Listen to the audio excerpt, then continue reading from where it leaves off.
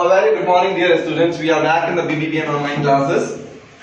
In class 12th business studies, we have covered 4 chapters, and this is our 5th chapter, organizing. Examination point of view से अगर बात करें तो हमारा lengthy chapter है.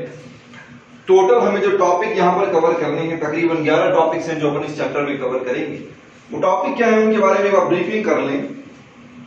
अपन उन पॉइंट्स को कवर करते हुए इस चैप्टर में आगे चलेंगे.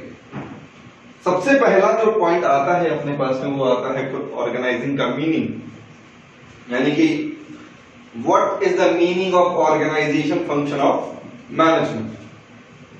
उसके बाद अगला जो पॉइंट आता है that is process of management, process of organising, process of organising. उसके बाद में अपन डिस्कशन करेंगे इंपॉर्टेंस के बारे में, ऑर्गेनाइजेशन स्ट्रक्चर के बारे में, forms of organisational structure. Forms of organisational structure दो तरह के, division structure and functional structure. उन टॉपिक्स में हम उनके मीनिंग, एडवांटेज और लिमिटेशंस के बारे में डिस्कशन करेंगे. फिर फॉर्मल, इनफॉर्मल ऑर्गेनाइजेशनल स्ट्रक्चर से यानी कि मेरिट, डीमेरिट और मीनिंग के बारे में डिस्कशन. उसके बाद में centralisation, decentralisation, formal, informal organisation. उसके बाद में delegation, element of delegation, importance of delegation, and last topic for that chapter, for this chapter will be differences between delegation and decentralization. ये केवल माइंड मैप क्रिएट किया गया कि हमें पढ़ना क्या है. इन हर एक पॉइंट से एग्जाम में क्वेश्चन आते आए हैं, यानी कि पूरा चैप्टर ही इंपॉर्टेंट हो गया. तो आज का जो डिस्कशन होगा बेसिकली दो चीजों पर करेंगे, ऑर्गेनाइजिंग का मीनिंग और उसकी process. Before to start with the chapter, मैं एक कॉमन सी बात आप लोगों से करता हूं. आप अपनी स्कूल के एनुअल फंक्शन को फोकस करिएगा. We enjoy a lot the annual function of our school. Do you think कि ये फंक्शन अपने आप ही हो जाता है या इसमें कुछ ना कुछ यानी कि मैनेजमेंट होता ही होता है, लेकिन उस चीज को अगर अंडरस्टैंड करने की कोशिश की जाए, समझने की कोशिश की जाए, तो यहां पर ऑर्गेनाइजिंग फंक्शन आपको समझ में आएगा. कैसे आएगा देखिए. अपन कहते हैं एनुअल फंक्शन करना है, प्लानिंग का पार्ट छोड़ दिया, क्या करना है, कैसे करना है, कौन करेगा, वो छोड़ दिया. उसके बाद में नेक्स्ट मुझे क्लियर है कि एनुअल फंक्शन में ये एक्टिविटीज करनी है. Then first I need to identify the activities. I need to identify the activities and must group the activities according to their nature. पहले क्या करूं, एक्टिविटीज को आइडेंटिफाई करूं, फिर उन्हें उनके नेचर के अकॉर्डिंग ग्रुपिंग कर दी जाएगी. देन अब ग्रुपिंग करने के बाद में we need to allocate the particular department to a person which is particularly specialised in that area. वो काम जिसको अपन ने ग्रुप में इकट्ठा कर दिया है, वो ग्रुप ऐसे कैसे उठा करके किसको दे दिया जाए, उस इंसान को दे दिया जाए जो कि उस काम को करने में एक्सपर्ट है. यानी कि हमें यहां पर ये भी ध्यान रखना पड़ेगा, there will be a perfect match between the ability of employee and the nature of the work. इन दोनों के बारे में ध्यान रखना होगा. और एक लास्ट में क्या, काम दे देने से काम खत्म ना. We need to establish a clear reporting relationship. यानी कि ये पता होना चाहिए कि भैया बंदे को ऑर्डर कौन देगा and for whom he is accountable. ये अकाउंटेबल किसके लिए. एनुअल फंक्शन पे पहुंचते हैं. अपन ने कहा कि भैया बहुत सारे काम होंगे, बहुत सारे काम होने. चिल्ड्रन फेयर का काम अलग होना है, साइंस एग्जीबिशन का काम अलग होना है, डांसिंग का काम अलग होना है, सिंगिंग का काम अलग होना है, ट्रांसपोर्ट का काम अलग होगा, कूपन्स का काम अलग होगा जिसको अपन टिकट्स कहते हैं जनरली, टिकट्स का काम अलग होगा.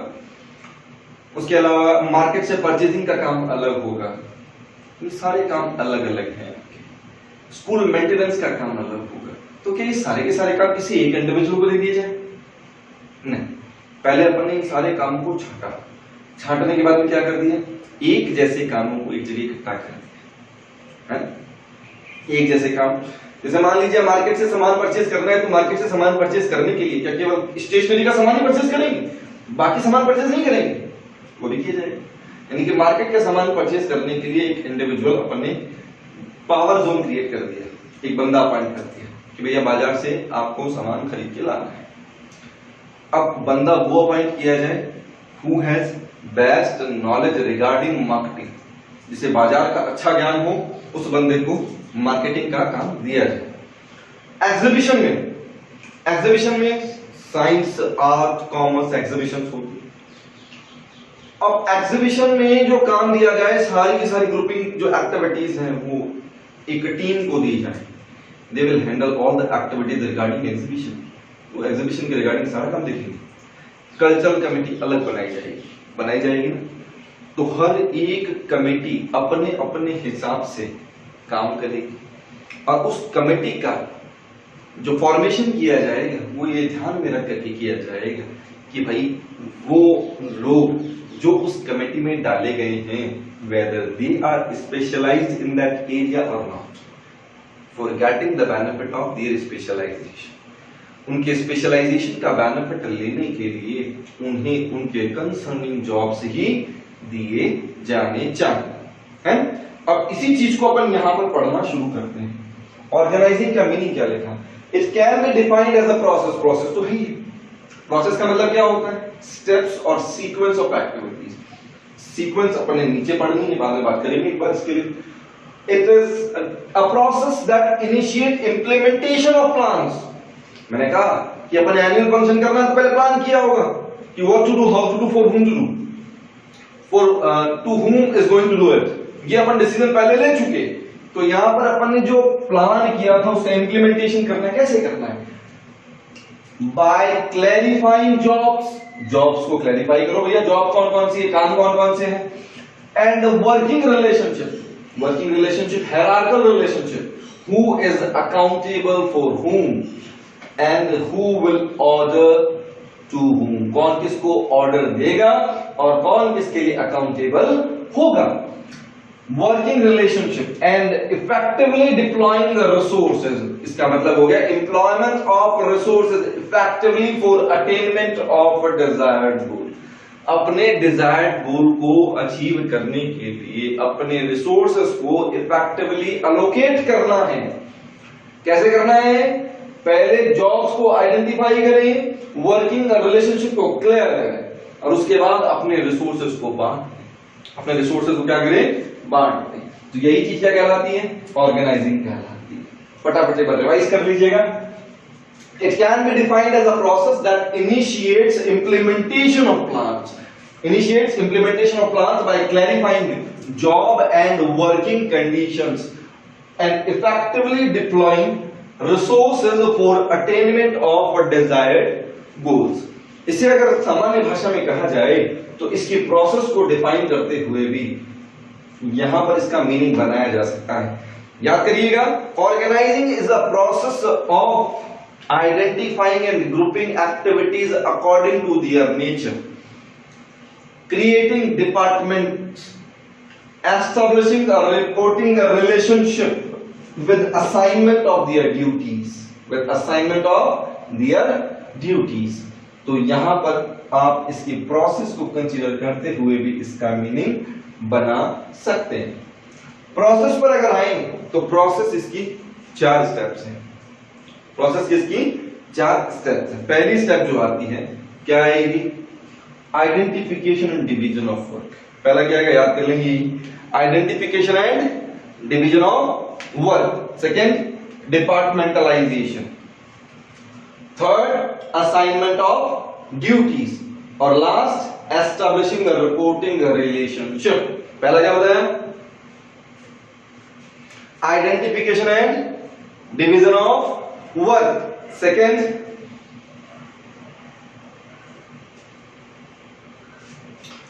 departmentalization. Third, assignment of duties, and last one establishing reporting relationship. अब है क्या चीज? ये चारों स्टेप्स क्या चीज है? पहले वाले में identification and division of work, काम कौन कौन से हैं उनके नेचर के अकॉर्डिंग उन्हें बांट देना, ये क्या कहलाएगा? Identification and division of work. Identifying and dividing the work that has to be done in accordance with the plan. ठीक है, कौन कौन से काम करने हैं उन काम को प्लान जो आपने बना रखा है उस प्लान को एग्जीक्यूट करने के लिए कौन कौन से काम करने हैं उन्हें आइडेंटिफाई कर लेना ही क्या कहलाता है, identification and division of work.